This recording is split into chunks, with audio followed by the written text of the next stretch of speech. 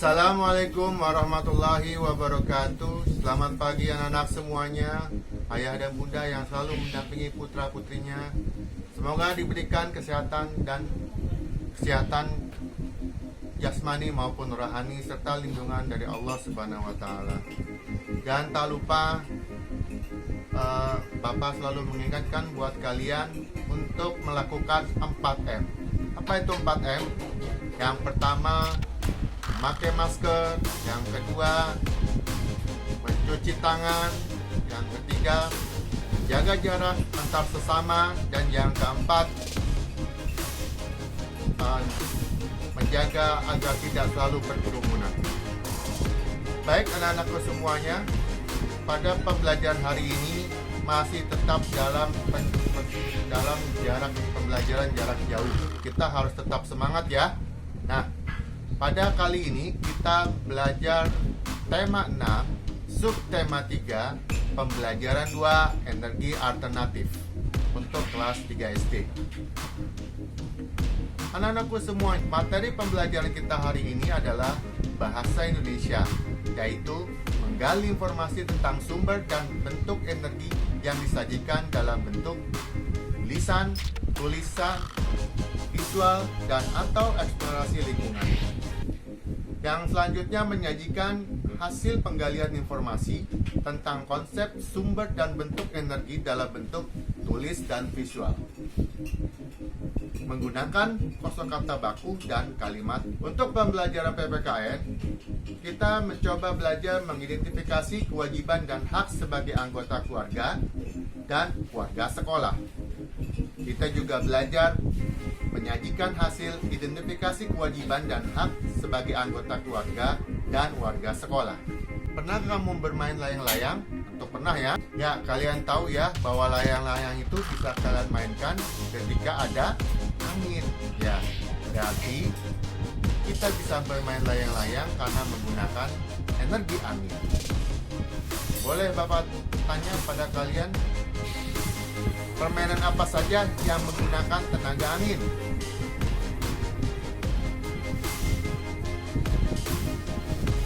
Ya, betul. Yang pertama layang-layang.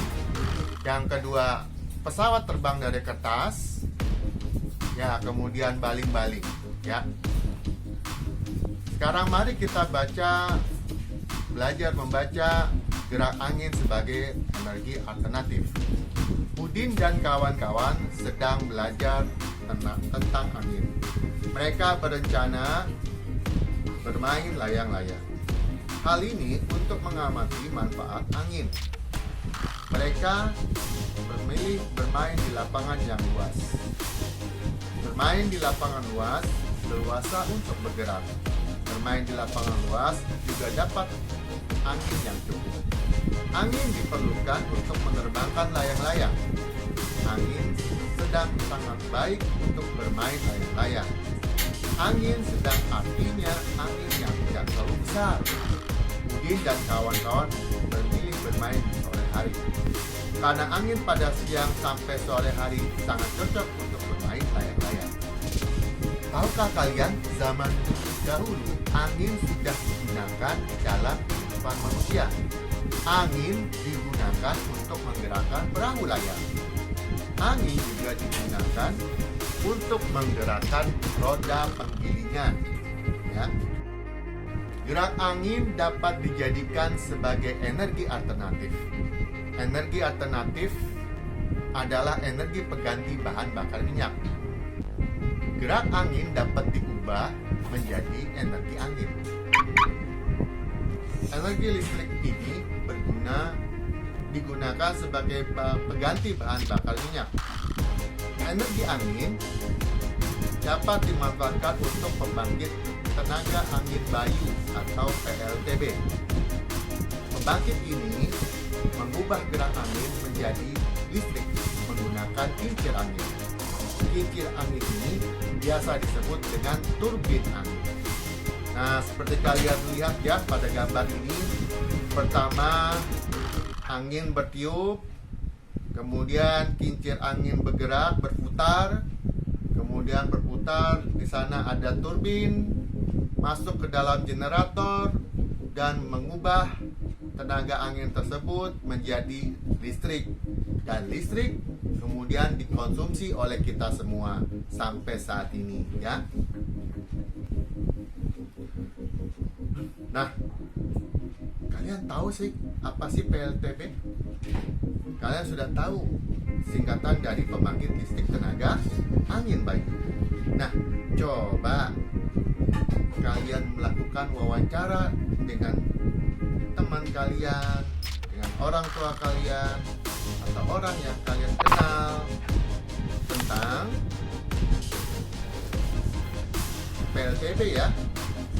Catat daftar wawancaranya, ya, dan kemudian nanti kalian tulis dalam bentuk laporan, ya, kemudian linkkan ke Google Classroom.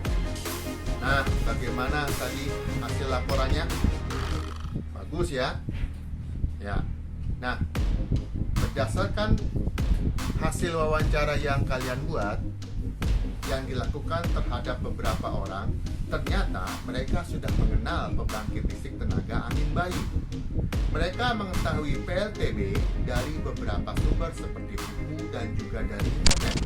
Kamu juga, ya, sudah dapat tahu dari internet, ya. Pembangkit listrik tenaga bayu memang sangat menguntungkan. Pembangkit listrik tenaga bayu memiliki sumber energi yang jumlahnya besar dan terus-menerus ada di alam. Kenapa ada di alam terus-menerus? Karena angin itu tidak pernah berhenti, terus-menerus ada terus. Walaupun angin itu ada yang lemah, ada yang kuat. Namun sayangnya untuk menghasilkan energi alternatif dari angin membutuhkan biaya yang sangat besar. Sampai dengan saat ini masih belum banyak digunakan karena membutuhkan biaya yang besar.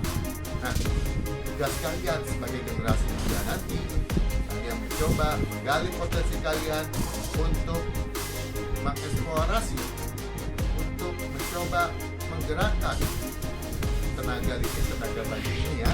Semoga kalian berhasil di masa kalian nanti. Menikmati energi yang tersedia adalah hak manusia. Kewajiban manusia adalah menjaga ketersediaan energi. Hak dan kewajiban harus sering seimbang, harus berjalan seimbang. Anak-anak memiliki hak untuk bermain. Kalian tentu ingin bermain, kan? Dan juga ada kewajibannya. Kewajiban anak adalah membagi waktu bermain dan belajar dengan benar, ya. Jadi harus seimbang, ya. Memberi kesempatan kepada semua teman agar dapat ikut bermain, termasuk contoh sikap memiliki hak. Jadi kalau kalian mendapat hak, kalian diajak oleh teman kalian bermain, kalian sudah mendapatkan hak untuk bermain.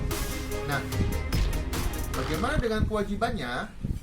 Nah, jadi hak dan kewajiban harus dilakukan secara seimbang, ya. Nah, tadi disebutkan bahwa kewajiban kalian adalah membagi waktunya, jangan main aja atau belajar aja. Harus kita punya planning, harus kita punya pembagian waktu agar kita bisa menata dengan baik. Orang tuamu memberi izin untuk bermain bersama dengan teman-temanmu. Itu artinya kamu sudah mendapat hak bermain. Bila mana orang tua kamu tidak mengizinkan, jangan salahkan orang tuamu.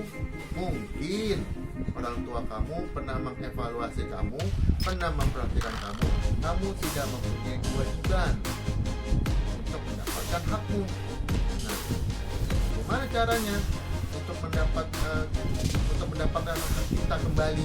Dengan melakukan kewajiban yang sudah ditentukan oleh kita semua, oleh orang tua dan. Nah, sekarang coba kalian kerjakan latihan di buku tulis.